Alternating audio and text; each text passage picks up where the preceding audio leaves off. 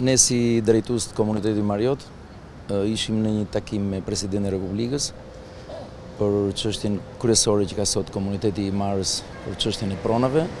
Siç e di gjithë opinioni publik, forcat e errta, mafioz pronash duan që të grabisin pronat e Mariotëve dhe nëpërmjet disa ligjeve që kanë kaluar në Parlamentin e Shqipërisë në një kohë rekord duan që këto pronat tona të trashëguara t'i kthejnë në resorset e tyre dhe pa miratimin dhe pa pëlqimin e banorëve.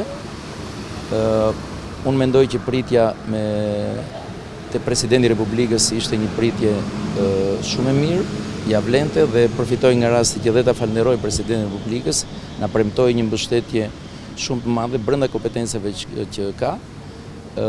I bëm dije se komuniteti i Marës nuk është dakord që të bëhet asnjë investim në gjithë zonën e Marës pa marrë titujt e pronësisë dhe pa i regjistruar ato. Në të njëjtën kohë nuk do lejojmë asnjë investim qoftë edhe nga investitor strategjik pa pëlqimin e banorëve. Ju falenderoj.